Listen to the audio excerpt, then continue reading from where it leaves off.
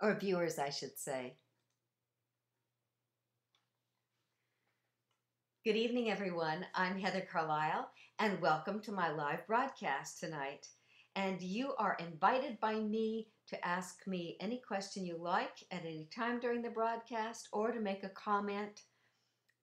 That's why it's live, that I can have a conversation with you, and you can ask a therapist anything you want for this hour. Our topic tonight is using your good judgment. In a certain way, people might think that it's using your good judgment. That's kind of boring or not really that interesting, except for if you think about it this way, your judgment is what determines who you are and what you become and what your life looks like. And if you use good judgment, you get a pretty high quality. And if you use bad judgment, you learn by making mistakes. Our judgment, our ability to discern, to select, to choose, to compare, that ability grows through our lifetime. And we try to instill that right at the very beginning with our little kids, where we want them to feel what it's like to have their own ability to make a selection, to make a choice. It's like, well, little Alice, do you want to choose your peas or your beans? Or would you like the pink shoes or would you like the peach shoes? It's a way of instantaneously giving someone, turning it over to them, giving them the freedom to be respectful of their choices, and therefore, in a certain way, it's empowering. In another way, it's developing a sense of your own identity, what it is that you like best, what's most important to you. And in another way, it's selecting your purpose, mission, values, standards, joys, passions. It all comes back to what we decide. And if we use our good judgment when we make our decisions, make our selections, look at our options and choose, and if we go all the way down the line to the most artful thing, art, and if I'm to describe art in one word, it would be choice. That I choose because this is my taste, or this is what I like best. So all of this is, if you have good judgment, you get to have the life that you want. You get to be the kind of person that you want to be. You get to have the kind of relationships that match your dreams. So using your good judgment is the beginning of all the good stuff and all the dumb stuff and all the unsatisfactory stuff. So good judgment is an extremely and intimately powerful tool. And sometimes we don't even think about it. We don't think to teach it or to improve it or to study it, to think about how big a part that plays in our quality of life, who we become, and how we live. So I wanted to spend an hour this session talking about using your good judgment. Chime in anytime, and thank you for tuning in tonight. I love having viewers, and I love having a conversation with you. So you make it fun for me. Okay, so the handout that I'm using tonight, and if you would like this, please email me, and I will send you a copy of this.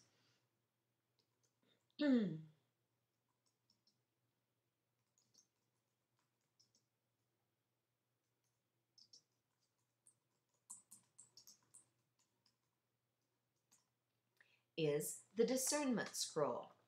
So this is what it looks like.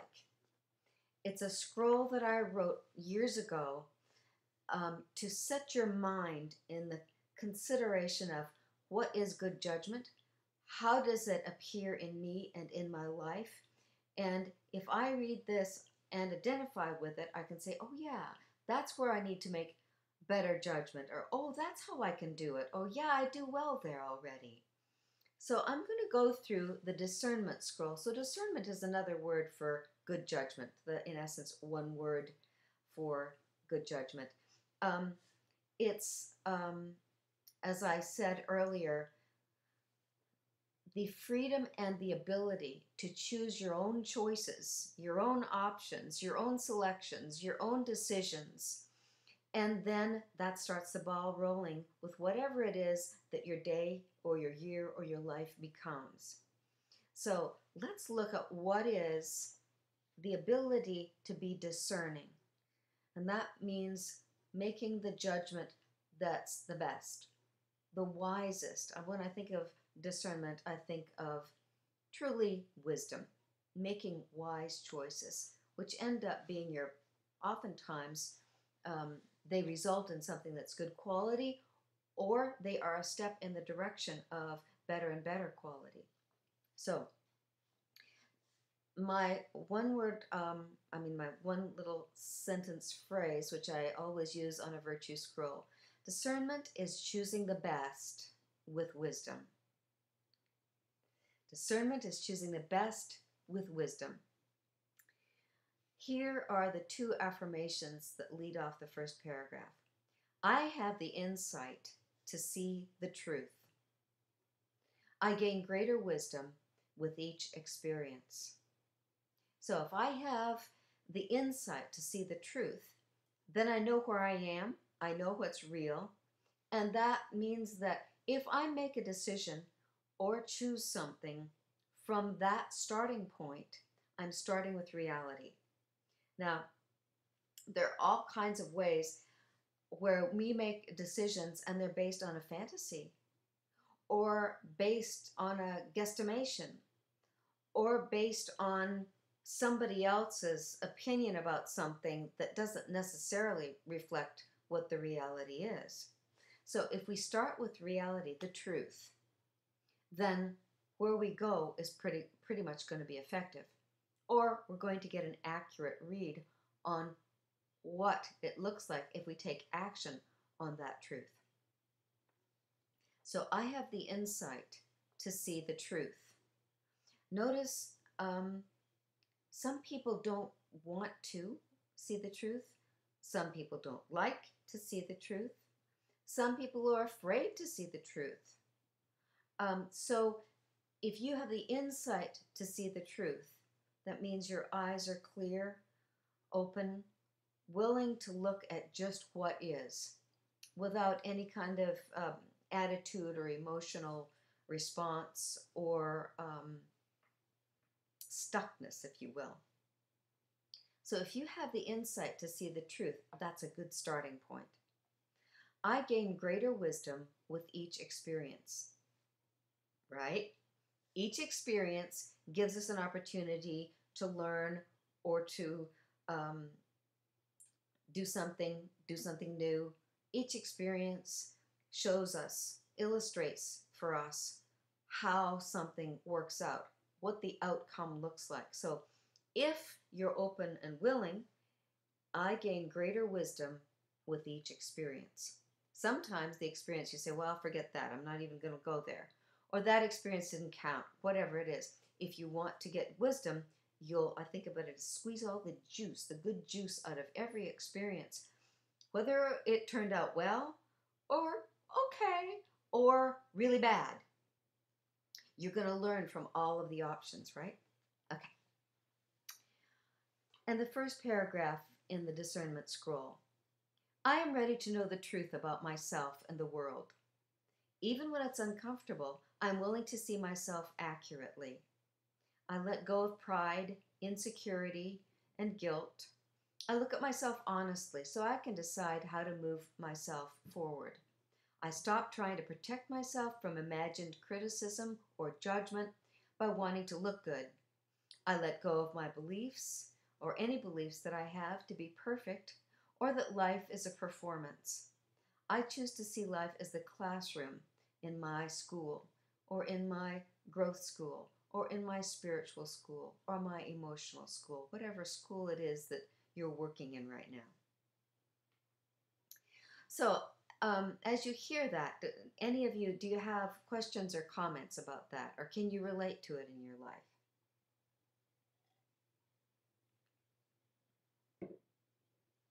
So the first part is accuracy. I have the insight to see the truth. So I am ready to know the truth about myself and the world. Sometimes we don't want to know the truth. I don't know about you, but, well, there's, again, a continuum, right? A lifetime dilemma. That on one side, we've got the truth is something we don't want to look at, and we think it's all bad or pessimistic, or why bother because it's not going to be any good anyway. I'm just going to go ahead and do what I think. And then we've got the other end where it's like, oh, all sweetness and light, the truth. I'm not going to look at any of the dark because I'm just going to stay with all the Disney princesses come to mind.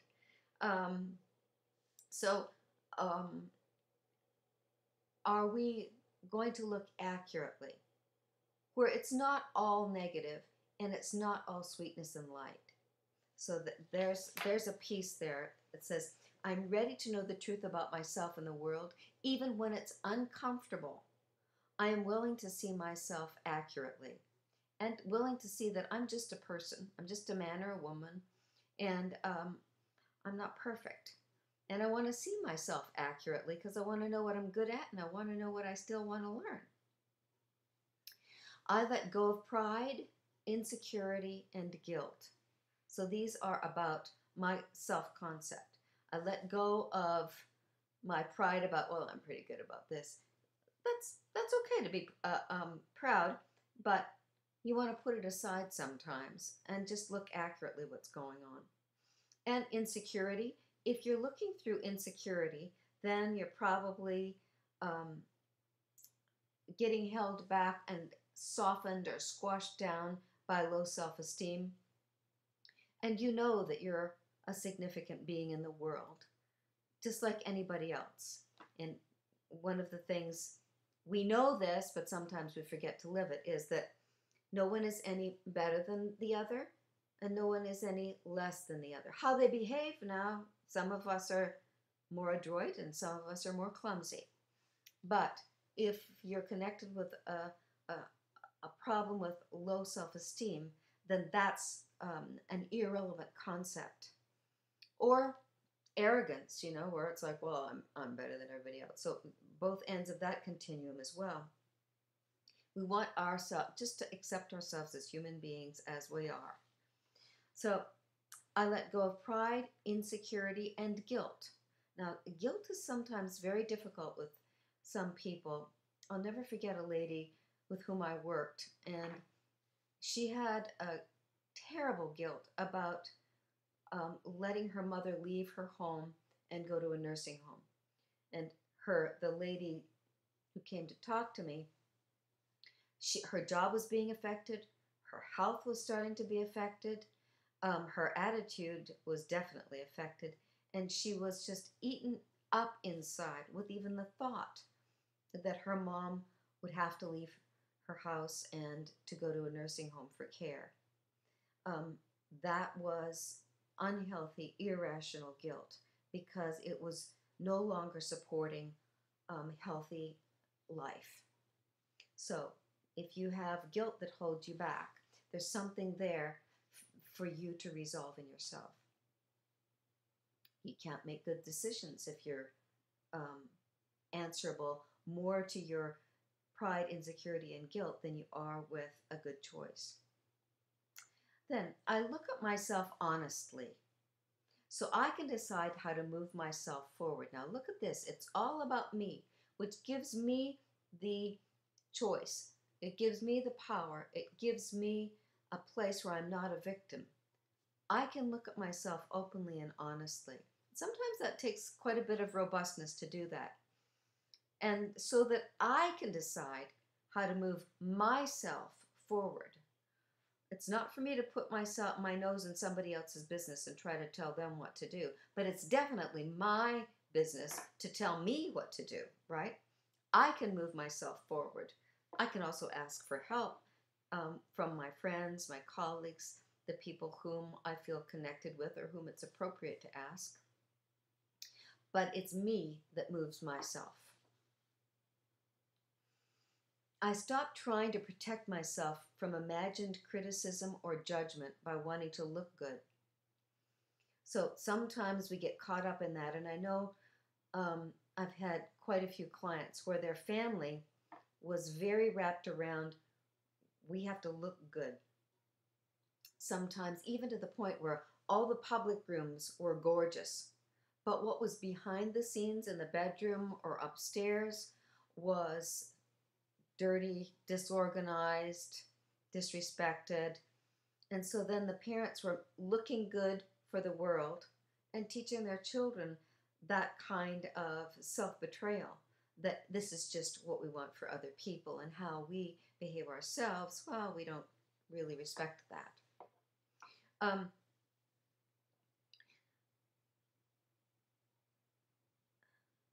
Imagined criticism. When we get real criticism, we can either take it or not. We may want to alter ourselves or not.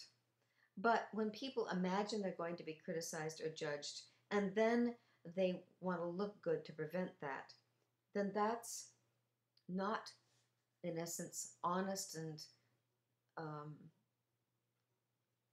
healthy good judgment, because they're making a decision based on what looks good to somebody else rather than what they really want to be and what they want in their own lives.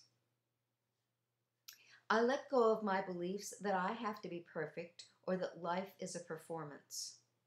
So again, do you see how that's putting up the veneer? That's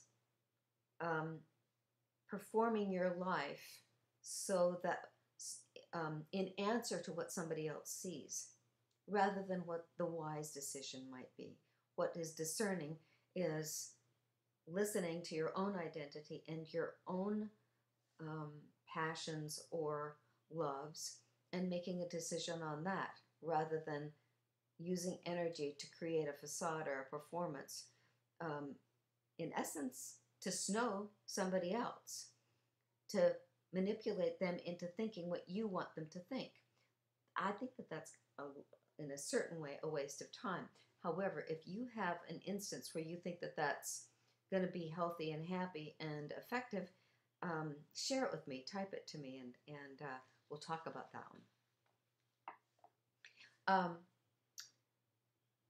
I choose to see life as the classroom in my school, my spiritual school, my lifetime school, so that my life is a classroom where we have interactions, we have lessons, we have conversations, we get information, and we learn things.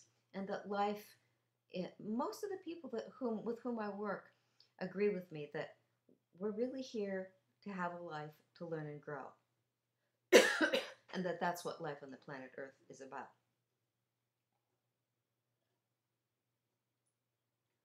So then the next two affirmations are, I use and refine my mental powers.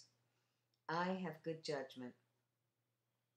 So you've heard this before in various ways, I'm sure, that what I think determines who I am, what I learn to become. And what I think also, if you look at me, if you look at my world, you'll tell immediately the order of the categories of the style of thinking that I've been doing. And thinking, of course, is preparatory to making a choice, having good judgment. So I use and refine my mental powers. I think about stuff, in other words. I think about it and I figure it out and look at information that teaches me to think from a place of reality and truth. There are people who really like to listen to conspiracy theorists, and oftentimes those are the people who are looking at the cup half empty, right? And then there are people who like to listen to the people who say everything is pure and good and sweet, and those are the people who have the cup half full. So what I'm interested in is the truth. And I know the truth has all the dimensions in it. So I have faith in my ability to discern the best course of action. When I'm faced with a situation where it seems there's no good solution, I remind myself that I know the first step to take. I carefully think through to the positive results I desire. I use my creativity to generate possible actions, and like a scientist, I test them. I see what I learn from each possibility, even when an option fails. I have the patience to continue to test solutions until I find one that works. So, I have faith in my ability to discern the best course of action. So, we're looking at discernment or good judgment. Sometimes people are afraid to make a decision or take that leap and move forward because they are not sure that they trust themselves to have made the right decision or made the most effective decision. So of course there are two things about that, right? Whatever decision you make, if you act upon it, it will teach you how effective or how discerning that decision was. You'll get the outcome that proves to you like a scientist would. You test it, try it, and see what happens. So I have my faith in my ability to discern the best course of action.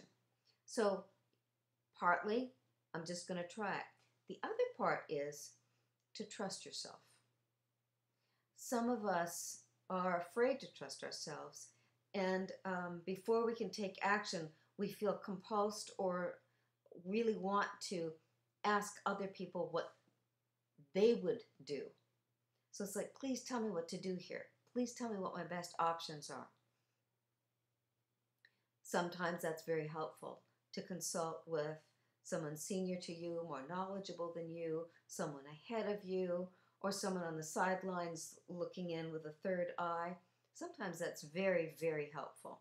However, if it becomes a pattern and you find you can't make a decision without consulting all these different people, then I would say that it's time for you to trust your own judgment, to trust that you have good judgment, and to go ahead and try it out. And be willing to learn from, well, I did know about this and this part did turn out, and I didn't know about that one. That's the way we learn. And usually when that happens, we don't forget it, do we? So when I'm faced with a situation where it seems there's no good solution, I remind myself that I know the first step to take. And sometimes in my private practice, I'll have a couple come to me, and their lives are usually in such chaos or intensity that they're not getting along, and they don't know whether or not it's possible to create a great lifestyle together because it's so chaotic, and both sides are so meaningful that they're not sure what course of action to take. And that's a place oftentimes where sometimes the only step to take for a while is to just hold it and stay in that unsure place and to see what a little bit of time reveals. So if you can hold something like that where you're not sure what the course of action is, just hold it and do your very best to be comfortable with the unknown, or comfortable not knowing which direction it's going to end up going in. That usually takes some courage and some strength to do that. So when there's no good solution kind of at hand, remind yourself that you always know the first step to take. And sometimes the first step is, well, let's just wait for a bit. Let's see what happens over the next day or week or 6 months. And then I'll know which step to take. Sometimes it's good to go and talk to someone. Hearing yourself talk sometimes gives you an insight. Sometimes it's good to write things down, to get it all written down, and it's like, oh, I see. Here's something that I can do.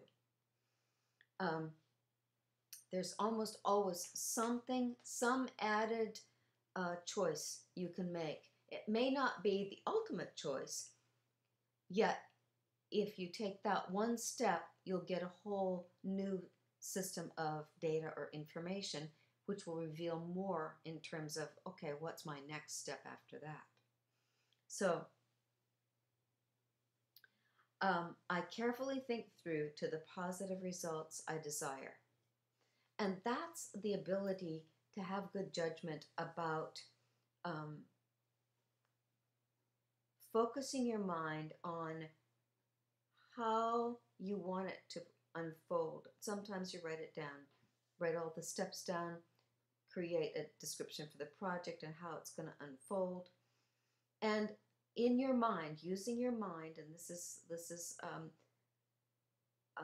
using energy. So notice the first affirmation for this paragraph is, I use and refine my mental powers. So thinking it through logically and with emotion, with heart. Sometimes it helps to write it down, write the steps down, write the story down, whatever it is. To use your mental powers to carefully think the whole thing through, and to think it through then from different viewpoints. So I carefully think through to the positive results that I desire. And when you do that, oftentimes you'll say, oh, here's something that I didn't think of. Here's a resource that I need to provide before I start going in that direction. And then you're using discernment, or you're using your good judgment.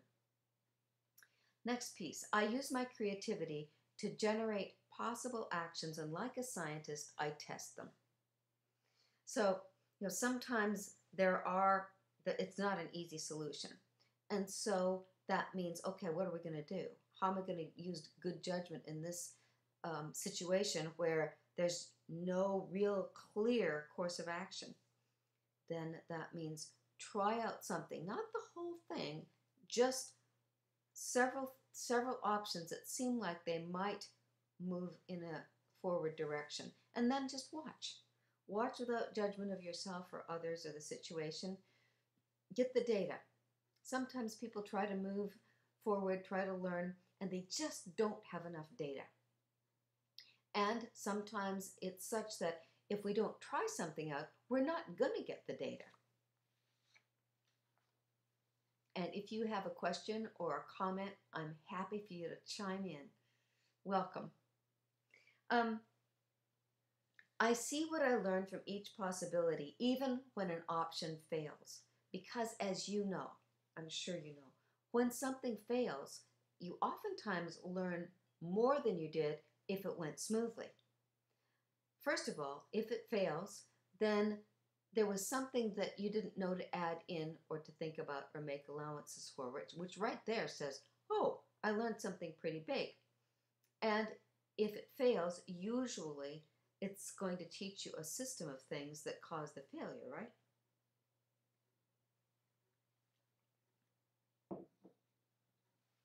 Next, I have the patience to continue to test solutions until I find one that works. Patience. Some of us will try something and say, oh, it's not working. I'm not going to even bother with this anymore. And if you have patience, then you say, well, that one doesn't work. Okay. What else can we do here? Oh, well, then let's try this one. Well, this one may take time, or we may have to gather more materials or save more money in order to do this. But to have the patience to keep working on it that way is having discernment, having good judgment, not just throwing up your hands and walking away. It takes maturity to hang on, to be patient, and to be persistent, and to get to the place where your decisions or your choices are giving you the feedback of whether or not it was good judgment, good decisions. Is this hanging together for you guys? Does this make sense? Is this helpful or useful? I hope so. Okay, the next two affirmations, I've got 2 more paragraphs and 3 sets of affirmations. So this one is, I make wise decisions. I see beyond the obvious. And when we read affirmations, the words have power, first of all, whether they're read or heard or spoken. So see, all 3 of those are helpful to us. That we read it, we speak the words, and we hear our voice speaking those words. We're implanting something in our thought process that's healthy and expanding. And that's my intention when I use these affirmations. So I make wise decisions. I see beyond the obvious, because sometimes, of course, the obvious decision isn't the one with wisdom or discernment, right? So let's see what this says. I use discernment to eliminate activities which deplete my time and energy. I choose my personal development as my priority in life. I explore until I find the relationship, the work, or the situation which offers me growth opportunities. As I follow my inner wisdom, I gain trust in my intuition. I choose play, fun, and pleasure that genuinely uplift me.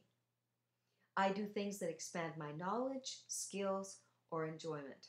I have a great sense of humor, and laughter comes freely. So, doesn't that sound like a good place to be? That's my intention. When we read a scroll over and over again, we are giving ourselves the healthy mind food that our healthy and happy mind attaches to and says, yeah, that is me after all. Yeah, that's right. So we want to feed our mind the healthiest food possible to help us when we make a good decision to move forward and to get the action as successful as possible. So this one is interesting, isn't it?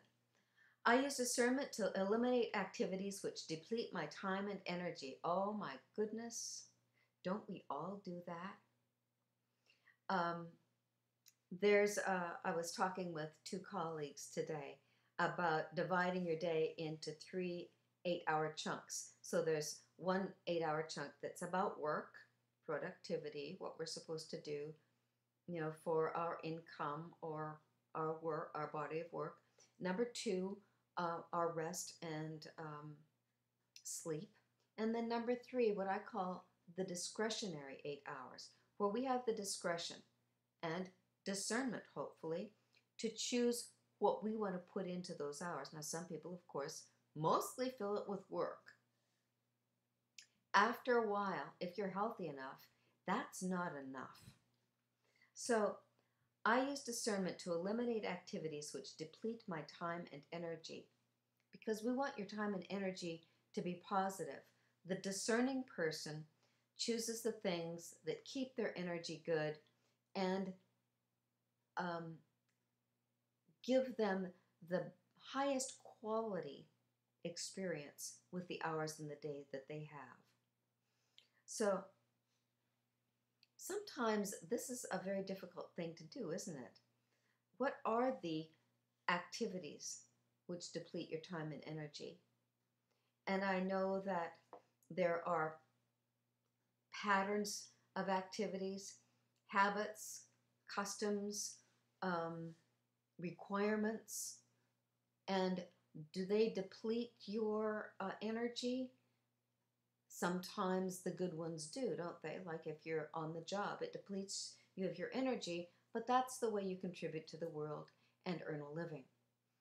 So the ones that we're talking about is like if you have a job that's depleting you so much it's making you sick, or it just doesn't suit you, then at that point your good judgment will tell you to look for a different job and to not jump out of this one until you've got another one to move into, unless you have the freedom to do that. Um, so eliminating those activities which deplete your time and energy. Um, Sometimes it's people, isn't it? People who want to talk with you on the phone periodically and complain about the people they don't like, the sicknesses they have, the politics that they're outraged by, the neighbors are such and so, the corporations are such and so, the plants in the backyard are such, whatever it is, people will drain your time and energy with negative talk. And that falls under the heading of something that I really have a dislike for, which I call hanging out. I don't think of having a conversation with a friend as hanging out. That's a conversation. That's a dialogue. Hanging out often happens, driving around, walking in the mall, hanging out at a bar, sitting and watching movies. It's not really creative, not really going anywhere of discerning quality. So, eliminating activities which deplete your time and energy. It's like if you have a close friend who is a smoker, and that person, in order to spend time with that person, you need to go where they can smoke, whether it's a bar or outside, where you have to leave a nice environment, and then that depletes your time and your energy, doesn't it? So then you might want to consider, what do I want to do? Maybe I want to spend time with a different friend, unless that friend is going to go somewhere that's more constructive. That's many, many things that concern having good judgment about that. Somebody says, late arrival. Sorry, Heather. Oh, you don't need to be. I like whenever any of you pop in, and it's nice, throughout the broadcast, I can see numbers changing where people check in and check out, because sometimes you can't stay for the whole hour, and sometimes you can't make it for the whole hour. But welcome. Thank you so much for tuning in, all of you. So we're looking at this part of discernment, which is good judgment. I use discernment to eliminate activities which deplete my time and energy, like starting a movie too late at night, and then you don't get enough sleep, and then you don't feel good in the morning, etc., etc. You know that one. I've been there. Every once in a while we all do that. Sometimes, you eat too much, or you drink too much, or you go somewhere where somebody that's just goes on and on and on talking, and nothing really happens, but it doesn't feel very good.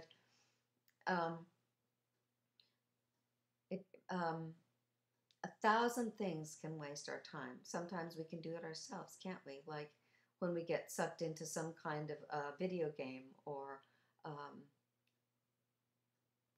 wrestling program on TV, whatever it is. Although sometimes, people who are wrestlers, that's quality for them. So that's eliminating activities which deplete your time and energy. That is using good judgment. That's discernment or wisdom. Then I choose my personal development as my priority in life. Your personal development.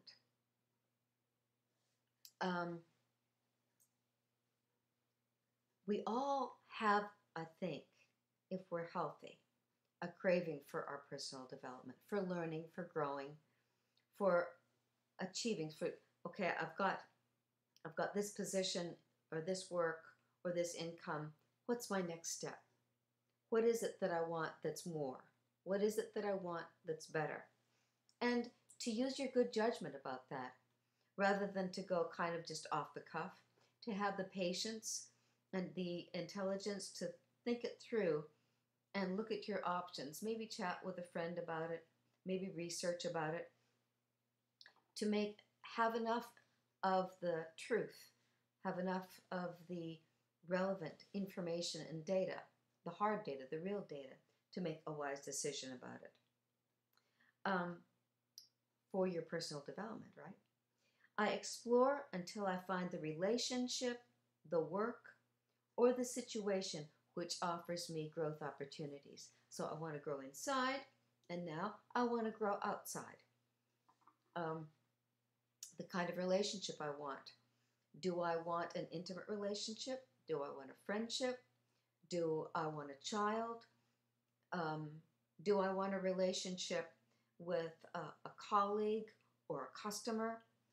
And as I choose that, am I going to be discerning or have good judgment about how to pursue that relationship, how much time that I give that relationship? So, for example, one of the difficulties in some couples that come to see me is, for example, a man will have more comfort with women friends, but he's married.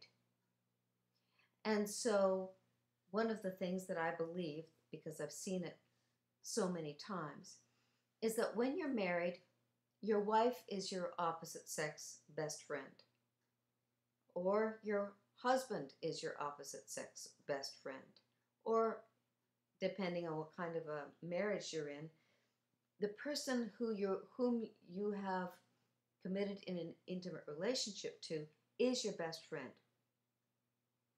Now, if you start having friends outside of that relationship, you're taking something away from the relationship, especially if it's like a same-sex friendship. So if I have a husband and wife come to me, and he has 3 or 4 women who call him, who text him, whom he has lunch with, who he works with, he's not using good judgment, because that kind of friendship between a man and a woman really does belong with his wife, even though he's getting all kinds of enjoyment from the women who are his friends. So that relationship, is that good judgment to put a lot of energy in those kinds of relationships? Some people have an unrealistic view of that, and I usually stand strongly with what my experience has taught me, that your best friend is your intimate partner, and you've got to be careful how much time and energy you give to friends outside of your relationship without losing the intimacy or the intensity or the depth or the meaning of the bond with the beloved. So that's an easy thing to pull. When they say you need to work on your marriage or your intimate relationship, that means it deserves your attention and your good judgment to put your attention and your personal and private time there, not with people outside the relationship. And of course, one of the things that builds a relationship is that each of us has a friend outside. You know, as a woman, I want to have 1 to 4 close girlfriends. I want my husband to have guys, because they think different ways and they share different things with him than I could. But for my husband to have a best friend or a very close friend who is a woman would take away the friendship that I need with him. So does that make sense to you guys? I explore until I find the relationship, the work, or the situation which offers me growth opportunities. So if I want a relationship to offer me the ultimate growth opportunities, it's an intimate relationship, which means like a marriage relationship, where it's a committed relationship with, number 1, best friends, and number 2, romantic or lovers. So explore until you find the relationship that you want. And that means not, quote unquote, settling. You know, if you settle for somebody, that means that they're not the love of your life, and therefore, if you have a relationship with them, you're preventing them from having a relationship with the person who does adore them. So that's another part about choosing the best relationship for yourself as well as for others. Explore until you find the work or the situation which offers you growth opportunities. The work, the job, the employment, the art, the craft, the school, the university, the country, the family, the neighborhood, the area of great endeavor of whatever it is. Continue to be patient enough to explore that until whatever it is just fits you right for that part of your life. Because a lot of times it does change and morph as you go on. Sometimes it doesn't. So this is about discernment. This is about good judgment tonight. As I follow my inner wisdom, I gain trust in my intuition. I choose play, fun, and pleasure that genuinely uplift me. So sometimes we have a hard time trusting our intuition. Sometimes we trust our intuition too much. And that means that if you have a hard time with it and go ahead, or if you trust it too much and pull back, you're learning good judgment, right? Following your intuition, one way or the other, is going to give you data that shows you how to make a better decision or to have good judgment later. I choose play, fun, and pleasure that genuinely uplift me. Now, this one is sometimes a pretty hot button, you know. Play, fun, and pleasure. To choose your, as I said, the freedom, the ability to choose your own choices, options, selections, decisions. So your fun, play, and pleasure. You and I know people who choose to use illegal drugs, or to use alcohol, or to use people in a certain way. And good judgment says that that is an unhealthy choice. So then, what would your good judgment have you choose instead? And sometimes I find people say, well, gee, well, that's what the people in my crowd do, in my neighborhood, my family history, my friends, that's what they do. So is that good judgment? Sometimes you want to stay with your friends and you don't have a choice about where that goes. And so I suggest that if you're dissatisfied with the quality of that, then you want to try out going with friends who are doing fun and play activities that are high quality, which is not about some kind of internal self-stimulation or numbing or just hanging out, so to speak. So I'm wondering, what do you do that uses good judgment for play, fun, and pleasure? I'm getting ready. I'm cranking up for something that is a real pleasure for me. Not everybody, but you know, each one of us has our stuff, right? The things that we love to do. I happen to love sewing.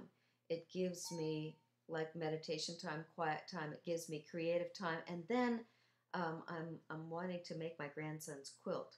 So there's no quilt in the world like this one, of course. And so I get to express my my love in my unique way, so that there's when I have it partly done or done, I can see the fruits of my labors. That's one of the things that is a high quality play for me, that I create something unique and something that's expressing family connection and nostalgia and traditions and care for each other. So we all need to have fun, pleasure, and play that's high quality. And that takes good judgment, right? Using your good judgment is going to give you something that's really fun and exciting. So like, for example, one of my girlfriends has taken up playing the ukulele. So now, after some lessons and after some work, she's not just joining in with the group in the conversation. She's now, when a couple of people start to sing and make music, she gets to join in and sing and play her ukulele, right? So that's, instead of hanging out, they're doing something that's creative, that's fun, that's interactive, and artful. So I love that choice. It's a delightful one. So what are the things that you choose for your fun, play, pleasure, creativity that's from your good judgment, from your wisdom of what's high quality, and a quality use of your talents, your time, your energy? I'm wondering if any of you have a need for that, or if you've already got something that shows your good judgment and is a wonderful influence in your life. Okay, here's someone saying, I like reading. I know it's not social though. Well, this is not talking about social, is it? It's saying using good judgment. I choose play, fun, and pleasure that genuinely uplift me. We're talking about uplifting you. And reading is one of the most accessible ways that we can use our good judgment to bring high quality into our lives, right? Fun and play sometimes, and pleasure sometimes, means that you need quiet, solitary time, and that feeds your soul and lifts your energy and uplifts your attitude. So it depends on what you're reading, right? So some novels or some self-help books, oh, it's a little drudgery, or it's a little boring, or I've read that before, or oh God, I don't do that very well. Some of it's not very, or it's a horror story, or whatever it is. Just like watching TV or movies, right? I love reading and great movies and superlative television because you have the choice. It's in your hands to use your good judgment to turn it on anytime you want, to turn it off anytime you want. And do you have the good judgment to do that? To say, I think I want to just chill, put my feet up, and enjoy something. And when there's not anything good, do you have the good judgment to turn it off? Or do you pick up a book that thrills you, that the story is inspiring and a page turner that's thrilling you because of the artfulness of the writer and the situations that are portrayed there? Or have you got something that's just a way to turn out another novel that's the old cookie cutter thing? So it's up to you. Are you going to use your discernment? And you know, there are some people who actually get addicted to reading romance novels. It's always the same thing. And to me, I would rather, instead of someone reading the 12th or the 25th romance novel, I'd rather you be doing something romantic for yourself with your beloved or with a friend, you know? So whatever it is that we choose for fun and play and pleasure, we can place that in our lives in an artful and healthy and happy manner that uses good judgment, or we can also use something that brings us down and keeps us back or drains our energy. The good judgment is, what do I choose again? And how do I put it in my life? It's art, isn't it? It's that choice. And so I'm going to insert in here one of the thoughts about good judgment and discernment. It's very hard when I have a client who is as yet unable to self-observe. So this is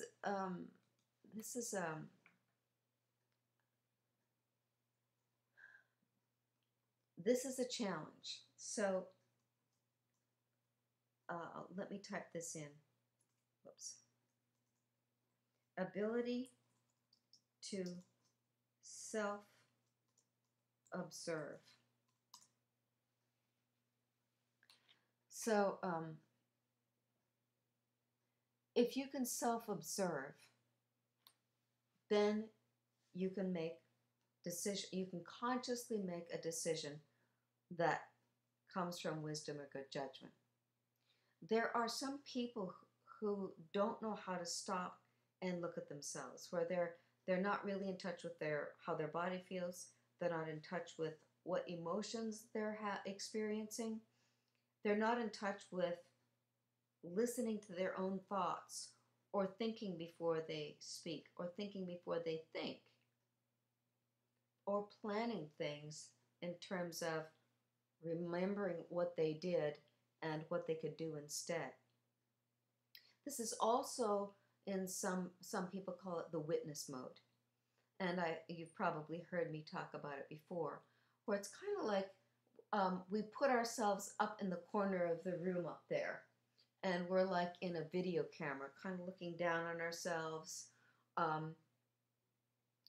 with a dual consciousness, so to speak, where I'm looking at myself here, what I'm saying, but I'm also up here watching myself do it. So it's the observer mode, where I speak and think and feel and do, and I'm also watching myself as I do it. Sometimes this is self-consciousness and it's a little uncomfortable, but what I'm going for here is conscious growth. And that means the higher level of good judgment, a higher level of discernment, where it's not just about, I'm going to buy this notebook for school. Is this one better or is this one better? What's my best choice? Well, which one's cheaper? Which one's better quality? That, making the good judgment about, choosing a product. Taking it to the level of developing yourself, it's being able to observe yourself and observe what you say before you say it, what you're thinking, and deciding to change your thoughts, which is cognitive restructuring. Then you're changing something that you can actually have real control over. Any comments or thoughts about that, you guys? Okay. So, I choose play, fun, and pleasure that genuinely uplift me. And that means noticing when you're uplifted, noticing when you feel happy, noticing when you feel excited or thrilled. One of my favorite play things, I just love sailing. And the experience of holding one of the lines and the wind so hard and having to hold the line. Obviously, I haven't sailed on a big sailboat, but feeling the wind, the spray of the water in your face, the sound of the hull in the water, and the camaraderie on the boat. To me, that's high quality activity or play, because it connects me with nature, with wind, with freedom, with movement, with action energy, with teammate, with the people on the boat, the appreciation of the boat builders, and on and on. I love being on a sailboat. So for me, going sailing it uplifts me greatly, which is then a good judgment choice for me as an activity. So do you know what activities lift you that way, give you an uplifted experience? I'm curious, dear viewers tonight, if you've got some good ideas for us. I do things that expand my knowledge, skills, or enjoyment. Expand my knowledge, skills, or enjoyment. And one of the basic things in us as people is curiosity. We want to know more. We want to experience more. We want to master more. We want to be able to do more stuff. So your good judgment is going to choose something that really gives you a boost with your knowledge. And sometimes it's fun to go into a world of knowledge where you've never been before, but you've kind of thought it would be fun. Like, for example,